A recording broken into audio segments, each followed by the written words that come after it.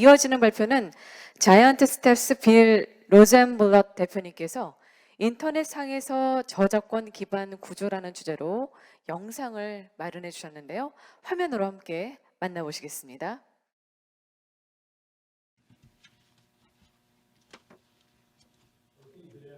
여러분 안녕하십니까? 저는 빌 로젠브라트라고 합니다. 저는 자이언트 스텝 미디어 테크놀로지 스트래티지스의 대표입니다. 뉴욕에 있는 컨설팅 회사고요. 오늘 여러분께 인터넷상에서의 저작권 인프라에 대해 말씀드리려고 합니다. 간략히 제 소개를 드리겠습니다. 저는 컨설턴트고요. 디지털 미디어와 저작권을 다루고 있습니다. 또 여러 한국 기업이 저의 고객사입니다. 저는 예전에 아이코데크에서 몇 번 연사로 발표를 한 적도 있습니다. 이제 저작권 기술 컨퍼런스에서 연사로 발표한 적도 있고요. 현재 뉴욕대학교 음악산업 프로그램 겸임 교수입니다. 디지털 저작권 관리에 관한 책을 쓰기도 했는데 조만간 기술 혁신과 음악 산업에 대한 제 새로운 책이 나옵니다. 그러면 이제 인터넷상에서의 저작권 관리 필요성에 대해 말씀드리겠습니다. 현재 컨텐츠는 인터넷 속도와 규모로 복제되고 유통되고 있습니다. 또 빠른 속도로 디지털 컨텐츠의 유통, 접근 모델이 증가하고 있습니다. 따라서 컨텐츠 라이센스 절차도 인터넷의 속도와 규모로 이루어져야 합니다. 그렇지 않으면 소비자가 무허가 컨텐츠에 끌리고 창작자는 수입을 얻지 못하기 때문입니다. 따라서 지금 우리에게 필요한 것은 저작권 인프라입니다. 이 용어는 제가 몇 년 전에도 들었던 용어인데요. 원래 유럽연합에서 사용되었던 용어입니다. 네, 굉장히 적합한 용어라고 생각하기 때문에 이번 발표에 인용하게 되었습니다. 저작권 인프라가 어떤 뜻이 있을까요? 먼저 완전하고 정밀하고 정확한 최신의 데이터로서 저작권, 로열티, 저작권자에 관한 데이터를 의미하고요. 컨텐츠와 저작권자를 식별하는 수단을 의미하기도 합니다. 컨텐츠에 관한 우수한 메타데이터를 의미하거나 프로토콜을 뜻할 때도 있습니다. 다양한 당사자와 거래 참여자들 간에 정보를 전달하기 위한 프로토콜이라는 것이죠. 또 이 저작권 인프라는 데이터 리포지터리와 레지스트리를 의미할 때도 있습니다. 이 개념이 어디에서 시작되었을까요? 법과 산업 규약, 기업 활동을 종합해서 만들어진 개념입니다. 표준에서 생겨난 개념이라고도 할 수 있는데요. 오늘 아침에 스텔라 그리피스 의장님도 설명을 했었죠. 저작권 인프라는 기업가 정신과 기업 활동을 통해 만들어지기도 합니다.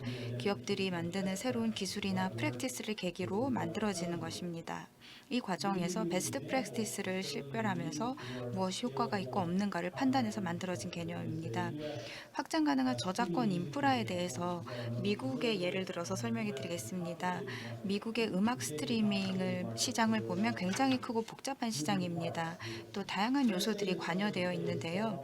누군가가 스파티파이로 노래를 재생한다고 해봅시다. 바로 레이디 가가의 배드 로맨스라는 노래입니다. 이 노래는 다른 요즘 팝송에 비해서 단순하기 때문에 제가 예시로 골랐습니다. 요즘 팝송은 저작권자와 작곡자가 더 많고 다양하기 때문인데요. 왼쪽에서 오른쪽으로 읽어보면 세 가지 로열티 스트리밍이 있습니다. 가장 중요한 로열티 스트림이 왼쪽에 보시면 기계적인 로열티입니다. 기계적인 로열티는 음악을 구성하는 필수 요소, 즉 가사와 선율에 대한 로열티를 의미하고요. 가운데에는 이제 공연 퍼포먼스 로열티입니다. 이 퍼포먼스 로열티는 미국에서 음악 스트리밍을 할 때 별도로 취급하고 있는데 다른 국가들은 그렇지 않은 것으로 알고 있습니다. 오른쪽에는 음원 녹음 로열티입니다. 레이디 가가의 음악 퍼포먼스 녹음에 대한 것이죠. 여기 보시면 인터스코프이라고 되어 있는데 인터스코프는 세계 최대 음악 회사인 유니버설 뮤직 그룹의 레이블입니다. 이렇게 다양한 당사자들이 관여되어 있습니다. 그 중에 세 가지는 뮤직 퍼블리셔, 왼쪽에 이제 파란 상자로 되어 있죠. 하우스 가가, 그러니까 레이디 가가의 뮤직 퍼블리시 회사와 송스 오브 레드원은 레드원이라는 프로듀서의 뮤직 퍼블리싱 회사입니다. 레드원의 본명이 나디아 하야트라고 하는데요. 가운데에는 소니 뮤직입니다. 메이저 음반사죠. 이 회사는 관리자 역할을 합니다. 이 두 퍼블리싱 회사들의 백 오피스 기능을 하고요. 오른쪽에 보면은 이제 녹음 아티스트, 이 곡의 공동 작곡가인 레이디 가가와 레드원이 있습니다. 여러 가지 이제 로열티 스트림이 이탈릭체로 쓰여져 있는데 자세하게 살펴보지는 않겠습니다. 그런데 이 저작권 인프라 구성 요소 중에서 이 로열티 거래에 내재된 요소들을 살펴보면 누군가가 이 곡을 스파티파이 같은 스트리밍 서비스로 재생할 때 ISWC라는 것이 있습니다. 스텔라 의장님이 ISWC 이야기를 하셨을 텐데요. 이거는 이제 음악 작곡 식별자입니다. 또 IPI 또는 이해 당사자 식별자라는 것도 있습니다. IPI는 작곡가와 음악 퍼블리셔 회사들이 사용하는 식별자입니다. 작곡자별로 IPI가 있고요. 음악 퍼블리셔 회사들도 별도의 IPI가 있습니다. 그러면 음원 녹음 측면에서는 ISRC 국제 표준 녹음 코드가 있습니다. 음원 녹음에 관한 것이고요. USUM도 있습니다. 이것은 미국 유니버설 뮤직 그룹을 의미합니다. 여기에서 아티스트는 레이디 가가고 레드원은 프로듀서, 레이블은 인터스코프입니다. 이 모든 요소들이 기본적인 거래를 구성하는 메타데이터죠. 이 메타데이터 요소들을 우리가 트래킹하고 저장하는 것인데요. 저작권 인프라의 또 다른 측면에 대해서 살펴보겠습니다. 바로 로열티 관리자입니다. 이 모든 요소들을 프로세싱하는 관리자를 의미하고 레코드 레이블 유니버설이 있고 MLC라는 것도 있습니다. 또 기계적 라이센싱을 담당하는 단체고요. 최근에 미국에서 법적으로 설립된 단체입니다. 이 단체는 음악 스트리밍 서비스 업체, 즉 스파티파이 같은 업체들의 기계적인 로열티를 관리하고 처리합니다. 또 퍼포먼스 공연권과 관련한 단체도 있습니다. CMO라고 되어 있죠. 이 예시에서는 BMI가 그 CMO의 역할을 합니다. BMI는 미국의 몇 안 되는 CMO 중에 하나입니다. 한국에도 CMO가 있는 것으로 제가 알고 있습니다. 프로토콜도 저작권 인프라에 포함됩니다.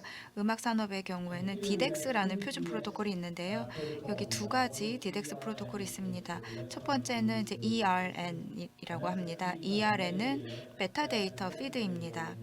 레코드 레이블, 그러니까 이 경우에는 인터스코프이라는 단체가 음악 스트리밍 서비스 업체인 스파티파이로 전송하는 데이터를 말하는 것이죠. 두 번째 프로토콜은 DSR 표준이라고 합니다. DSR은 스파티파이가 레이블로 전송하는 것으로서 스파티파이로 재생되는 음악에 대한 정보를 담고 있습니다. CWR도 있습니다. CWR은 컴포지션과 저작권 보유자에 대한 데이터입니다. 음악 퍼블리셔가 CMO, 즉 BMI로 전송하는 데이터를 의미합니다. 그런 다음에는 이 정보를 저장하는 레지스트리와 데이터베이스가 있는데요. 그 중에 하나는 MLC의 레지스트리와 데이터베이스입니다. 이것은 법적으로 공개되어 있습니다. 비영리 단체가 운영하는 데이터베이스이고 따라서 일반인이 공개적으로 접근할 수 있습니다. 두 번째는 BMI의 자체적인 데이터베이스입니다. 웹 인터페이스가 있어서 누구든지 이제 데이터를 볼 수 있죠. 지금까지 이렇게 저작권 인프라 구성 요소들을 간략하게 살펴보았는데요. 이 구성 요소들이 무엇에 근거하고 있는지, 어디에서 온 것인지에 대해서는 이전 슬라이드에서 보여드렸는데요. 먼저 법률에 근거한다고 말씀드렸습니다. MLC 설립에 근거가 되는 법이 있고 기계적 로열티도 법으로 정해져 있습니다. 이 기계적 로열티 요율은 법으로 정한 요율입니다. 또 여러 가지 법적인 선례를 살펴보면 퍼포먼스 로열티는 음악 스트림에 대해서 별도로 지급되는 것이고 이 퍼포먼스 로열티는 기계적 로열티와는 별도로 지급이 됩니다. 미국은 그렇게 하고 있는데 특히 한국은 또 그렇지 않을 거라고 생각합니다. 그 이외에도 산업 규약도 저작권 인프라의 근거가 됩니다. 산업 규약은 법적으로 명시된 것은 아니지만 업계의 공통적인 관행을 바탕으로 만들어진 것이죠. BMI 같은 PRO 단체가 있고 BMI는 음악 서비스 업체와 일관적인 라이센스 협상을 합니다. BMI가 컨트롤하는 음악 카탈로그 개수에 따라 협상을 하고 아스카비나 시스테크 같은 PRO는 또 다른 방식으로 라이센스 협상을 합니다. 스텔라 의장님이 다양한 표준에 대해서 오늘 설명하셨을 텐데요. 메타데이터에 대한 표준 식별자가 있고 그 정보를 전달하기 위한 표준 프로토콜이 있습니다. 이 기업가 정신과 기업가 활동도 저작권 인프라의 근거가 됩니다. 여러 서비스와 기술이 탄생하면서 저작권을 관리하게 된 것인데요. 스웨덴에서 10년 전에 자동으로 컨텐츠를 식별하는 기술이 개발이 되었습니다. 오디오 파일에 있는 비트 정보를 가지고 자동 식별하는 기술입니다. 현재 컴포지션을 자동 식별하는 기술, 계속 진화하고 있습니다. 멜로디나 가사를 자동으로 식별하는 것이죠. 또 메타데이터를 자동 캡처하는 기술도 있습니다. 스튜디오에서 만들어진 음원 녹음에 대한 메타데이터를 캡처하는 것이고요. 그 이외에도 다양한 실험과 베스트 프랙티스들이 만들어지고 있습니다. 이 각각의 요소에 대해서 우리가 생각해 봐야 할 시사점이 있는데요. 간단히 말씀드리겠습니다. 먼저 컨텐츠를 유통하기 위한 기술 표준을 유통업체가 통제하고 있다는 것입니다. 컨텐츠 소유자가 아니라 유통업체들이 기술 표준을 통제하고 있다. 이것이 첫 번째고, 두 번째 시사점은 표준이 시장과 함께 발전해야 한다는 것입니다. 표준과 시장이 서로 동떨어져서 발전할 수 없다는 것이고요. 또 레퍼지토리와 데이터베이스, 레지스트리가 발전하려면 인센티브가 있어야 합니다. 인센티브가 없이는 발전할 수 없습니다. 마지막으로 말씀드릴 시사점은 인터넷 콘텐츠 유통 규모가 큰 변화를 가져온다는 것입니다. 그러면 각각에 대해서 한번 살펴보겠습니다. 첫 번째, 유통업체들이 소비 표준을 컨트롤한다는 내용입니다. 이 컨텐츠 소유자들이 이 표준을 이제 소유하고 싶어 하지만 현실적으로 그렇지 않습니다. 예를 들면 DRM의 경우 다들 아실 텐데요. DRM은 컨텐츠를 암호화해서 인증된 사용자만 사전에 정해진 방식대로 그 컨텐츠에 접근하게 해주는 기술인데요. DRM은 대부분 다운스트림 업체가 통제하고 있습니다. 컨텐츠 저작자가 통제하는 게 아니고요. 예를 들면 아마존, 애플, 코보 같은 유통업체들이 이 표준을 손에 쥐고 있습니다. 또 예외적으로 리디움 LCP는 그렇지 않은데요. 리디움 LCP는 이퍼브를 위한 것으로서 저도 이 개발 작업에 참여를 했었습니다. 음악에는 이제 고유의 사적인 DRM이 있습니다. 스파티파이, 애플, 구글 같은 경우 자사 전용 DRM이 있습니다. 또 동영상 업계에서는 세 가지 DRM이 주로 사용되는데 구글, 마이크로소프트, 애플 등의 이제 메이저 기업들이 만든 것입니다. 표를 보시면 기업의 자사 전용 DRM은 붉은색으로, 표준은 검은색으로 표시되어 있습니다. 오른쪽을 보시면은 검은색을 거의 찾아볼 수 없죠. 포맷은 표준 포맷인 경우가 많지만 컨텐츠 소유자가 이것을 통제하는 것이 아닙니다.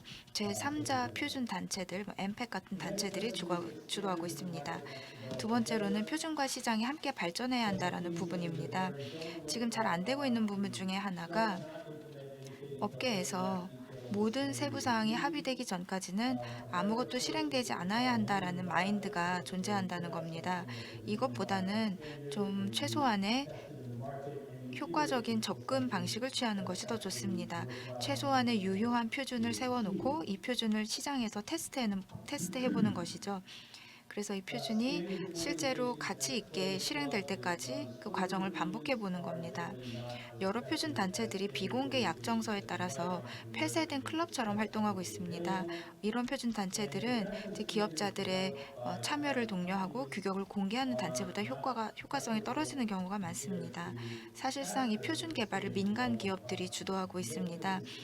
그렇게 하는 것보다는 이제 공개 표준을 개발하는 것이 더 빠르고 바람직하다고 저는 생각을 합니다. 민간 기업들이 폐쇄적인 표준을 개발하는 것보다는 공개 표준을 개발하는 게 더 나은 결과를 얻을 수 있다라고 생각하고요.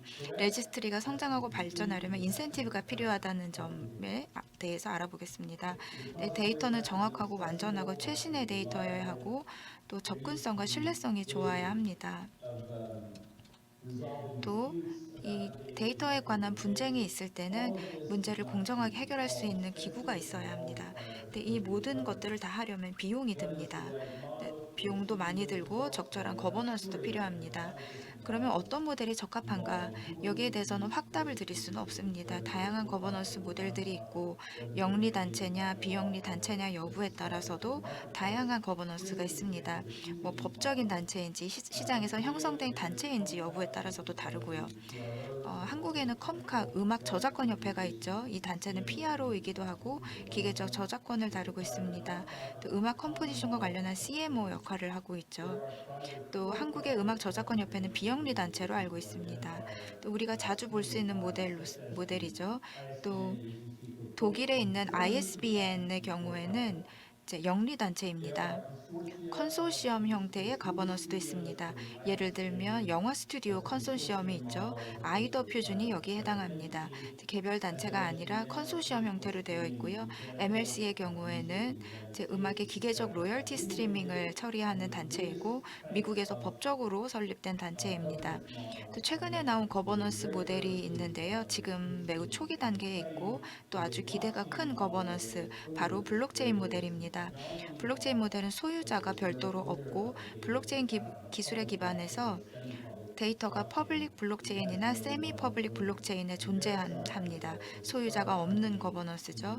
이 베리사트는 미국의 스타트업 기업으로서 시각 예술 작품을 등록하거나 소유권을 등록하고 또 재판매도 하고 있습니다. 이 모든 활동이 블록체인상에서 이루어지는 것이죠. 이렇게 다양한 거버넌스 모델이 있는데 그 중에 뭐가 가장 좋은지는 아직 모릅니다. 아마 베스트 모델이라는 것은 없고 상황에 따라 다를 거라고 생각합니다. 또 규모가 변화를 촉진한다는 내용을 알아보면 인터넷의 규모는 예전에 어떤 것과도 비교할 수 없을 정도로 거대합니다. 인터넷이 콘텐츠 산업의 변화를 일으켰고 또 많은 산업의 운영 방식을 변화시켰습니다. 또 음악이 굉장히 좋은 예시라고 할 수 있는데요. 음악의 기계적 복제에 관한 라이센싱은 양방향 음악 스트리밍에 적용이 됩니다. 이러한 기술이 업계에 많은 변화를 불러일으켰습니다. 스트리밍이 하나의 산업을 형성할 정도로 커졌죠. 전 세계적으로 1년에 수조 개 또는 수십조 개의 스트리밍이 이루어지고 있습니다. 옛날에 1970년대나 1960년대에 레코드판을 사는 사람들이 많았었는데 지금은 스트리밍 산업이 그렇게 발전을 했습니다. 이 스트리밍이 이 녹음 음원의 컴포지션에 매칭이 되어야 하는데 그 매칭 작업이 단순하지는 않습니다. 라이센싱을 보면 소유권이 분할된 경우도 있기 때문이죠.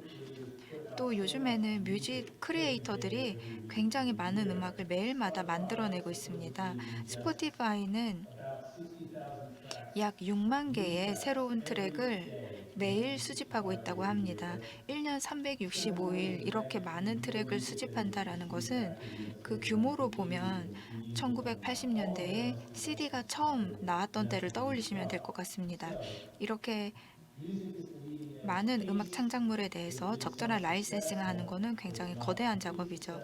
또 음악은 최첨단 기술이 적용된 사례들도 많습니다. 이 음악 분야의 저작권 기술이 성공적으로 관리되는 사례를 찾아볼 수 있는데요.